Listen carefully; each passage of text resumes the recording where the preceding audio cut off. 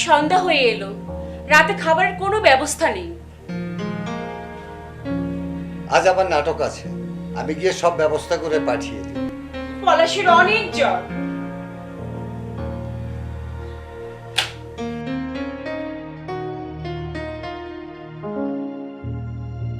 আমি গিয়ে ওর জন্য ওষুধ পাঠিয়ে দিই, কেমন?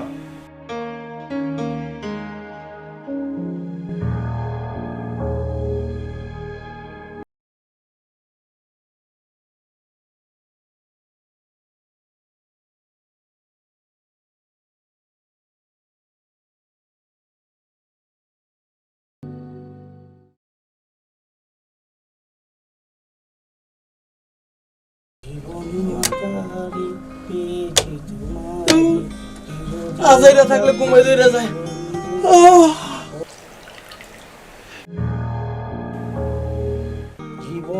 আর ভাই চুপ থাকেন তো, আপনার লেগে তো আমার সমস্যা হইতাছে।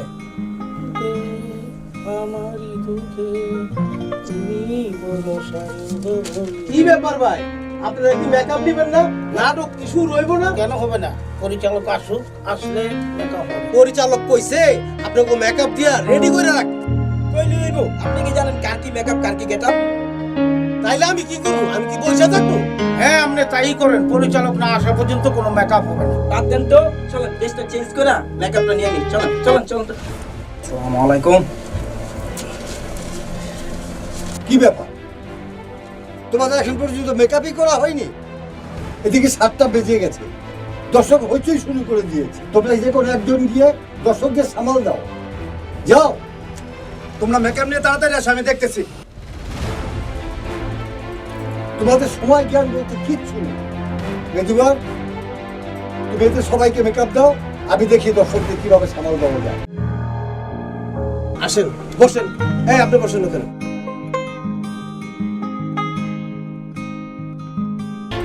শাবান, শাবান, কি হয়েছে ভাবি? পলাশ, পলাশ যেন কেমন করছে। তুই তুই একটু বস। ঠিক আছে ভাবি। আমি শিল্পকলায় তুমি যাও। বাইরে থেকে যাচ্ছি। তুমি যাও ভাবি। বাবা, তোমার কিচ্ছু হবে না। শাবান, আমি না আসা পর্যন্ত এখানে করছি না। তুই সব পলাশের কাছে থাক ভাই। আসছি বাবা, বসছি।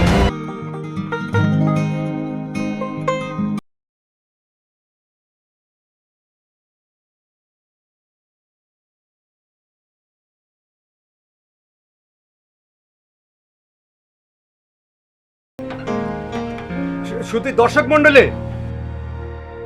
নির্ধারিত সময় উপস্থিত, তাই নাটক শুরু। আর সেই কারণে পরিচালকের নির্দেশে আমাকে মঞ্চে এসে দাঁড়াতে হলো। যদিও নাটকটা শুরু হওয়ার কথা ছিল অন্যভাবে, কিঞ্চিত অসুবিধার কারণে তা শুরু হচ্ছে আরেকভাবে।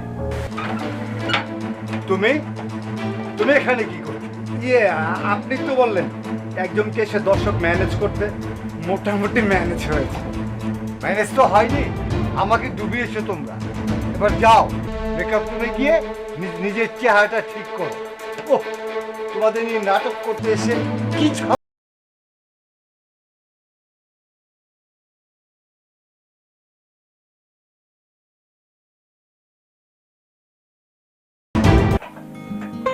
শুধু দর্শক মন্ডলী, প্রথমেই ক্ষমা চেয়ে, আপনারা তো সবই জানেন একজন অভিনেতার অবহেলার কারণে নাটকটা যেভাবে শুরু করার কথা ছিল কিন্তু সেভাবে করা গেল না।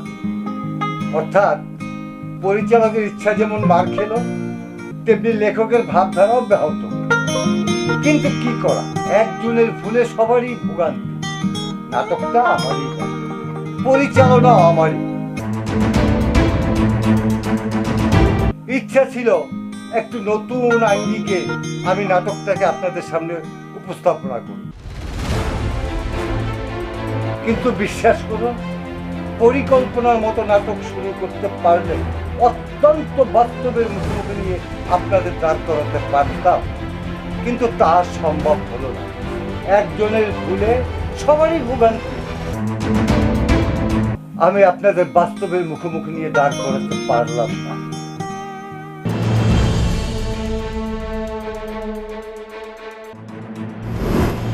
নাট্যকার পরিচালক, মঞ্চে আমার আগমন আরো নির্মম, আরো বাস্তব নয়, যার চিত্র তুমি তোমার নাটকে তুলে ধরতে পারো না, যার বড়াই তুমি করছো। সখীরা তুমি এখানে এসেছো কেন? নিষ্ঠুর পিতা, পুত্র মৃত্যু সজ্জায় শায়িত, প্রতি মুহূর্তে মৃত্যুর সাথে লড়ছে। না বাবা, তোমার কিচ্ছু হয়নি বাবা, তোমার কিচ্ছু হয়নি বাবা। এখনো পর্যন্ত বেঁচে আছে এই নির্দয় পিতাকে দেখার জন্য। পলাশ, পলাশ, পলাশ। মিথ্যে বলেছি কিছু? আসার সময় বলে আসলে ওষুধ নিয়ে আসবে, খাবারও পাঠালে না। নাটক নিয়ে পড়ে থাকলে এই নাটক তোমাকে কি দিয়েছে তুমি বলতে পারো? সখীরা, সখীরা এসব তুমি কি বলছো? না পলাশ, তুই কথা কো পলাশ, তুই কথা কো।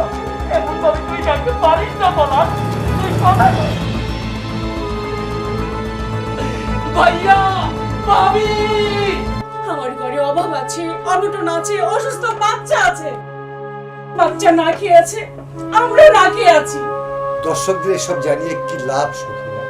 লাভ যেখানে নেই, কেন তুমি নাটক করছো? কেন অন্যের জীবনকে আলোকিত করছো? কেন আমাদের জীবনকে অন্ধকারে ফেলে দিচ্ছ? কেন আলো জ্বালাতে চাই জানো? আমি মানুষকে ভালোবাসি।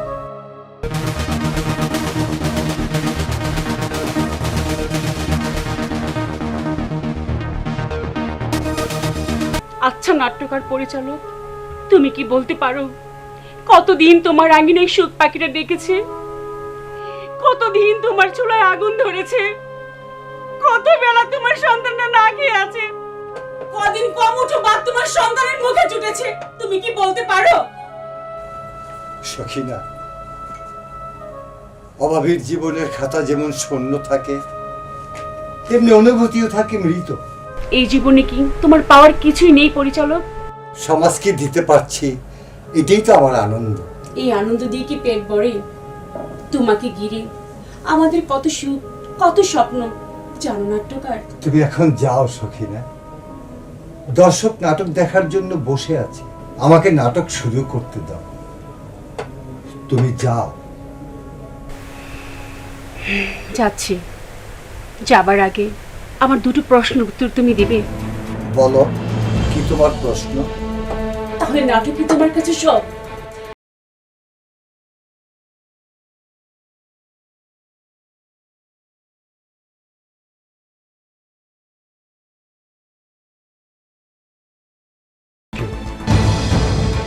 ভাবি, ভাবি, ভাবি, সর্বনাশ হয়ে গেছে ভাবি। কি হয়েছে? তোমার পলাশ আর কোনোদিন তোমার কাছে দুধ চাইবে না, কচি হাত দিয়ে তোমার গলা জড়িয়ে ধরবে না। ও তোমার সমস্ত জ্বালা যন্ত্রণা থেকে তোমাকে মুক্তি দিয়েছে। পলাশ মারা গেছে ভাবি, ভাবি।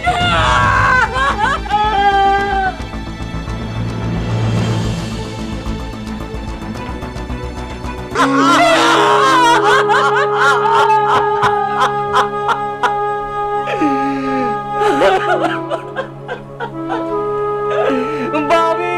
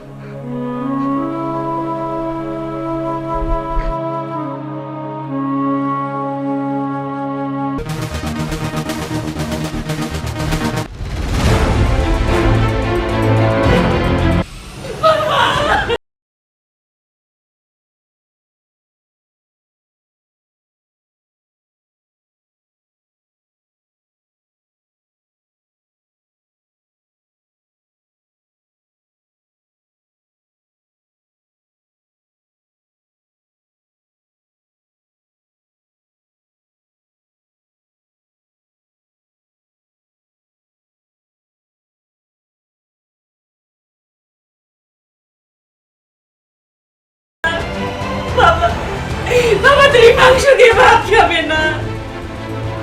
বাবা, বাবা একটু কথা বলো বাবা। স্বপন, পলাশকে দাপন দিতে হবে না? ভাবি, যা তোর ভাইকে নিয়ে আয়, পলাশের দাপনের ব্যবস্থা করতে হবে। কই যা, তোর ভাইকে নিয়ে আয়, আমার বাবা দাপন দিতে হবে। যা, বসে আছিস কেন? আসার সময় চকলেট নিয়ে আসবি। ভাবি, ঠিক আছে ভাবি, তুমি শান্ত হও ভাবি। অনেক দেরি হয়ে যাবে, যা।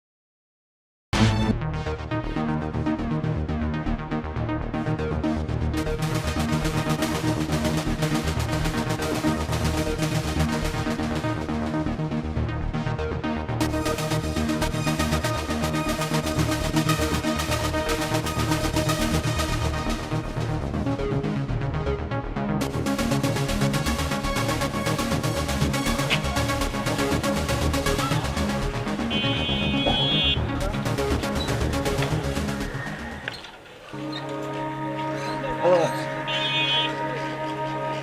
পলাশ মারা গেছে, পলাশ মারা গেছে, পলাশ, পলাশ, আমি আমি তো অযোগ্য পিতা, তুই তুই আমাকে মাফ করে দিস বাবা। সখিনা, সখিনা, আমি তোমার অযোগ্য স্বামী, তোমাকে অবহেলা করেছি, সারা জীবন নাটক প্লে করেছি, তোমাদের কথা কখনো ভাবিনি। আজ আমি মৃত্যুর পথে সখিনা, সখিনা, তুমি তুমি তুমি আমাকে মাফ করে দাও সখিনা, তুমি আমাকে মাফ করে দাও।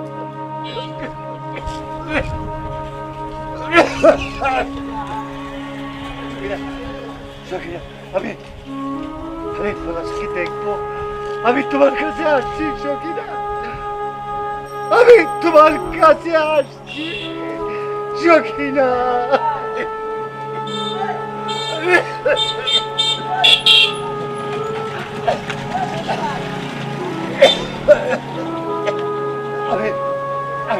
আমি যাব, আমি যাব, আমি পলাশকে দেখবো, আমি সখিনার কাছে যাব, আমি আসছি সখিনা, সখিনা।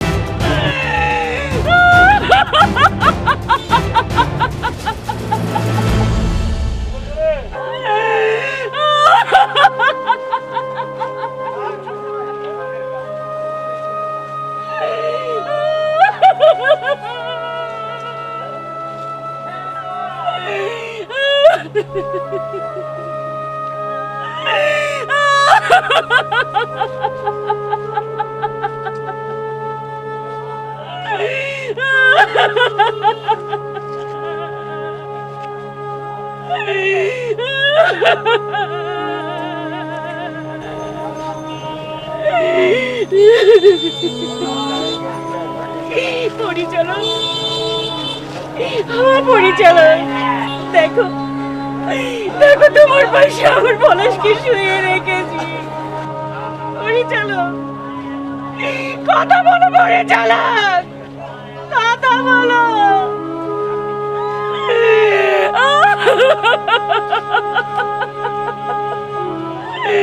কথা বলো পরিচালক, কথা বলো। আমার সন্তান তোমার পাশে।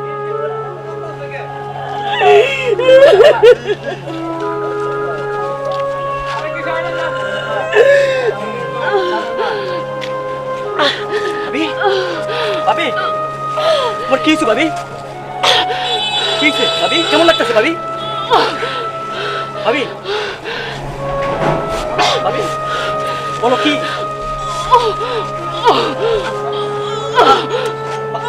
ভাবি, ভাবি, কথা বলো ভাবি। ভাবি, ভাবি, ভাবি, ভাবি।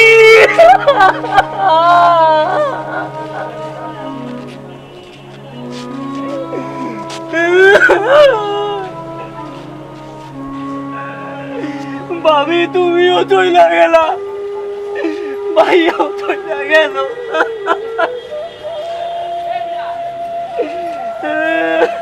আমি একা হইয়া গেলাম ভাবি, ভাইয়া আমি একা হইয়া গেলাম। ও আল্লাহ গো, আমি আর কি করব এই তিনটা লাশ দিয়া? ও আল্লাহ, তুমি বইলা দাও আমি কি করব?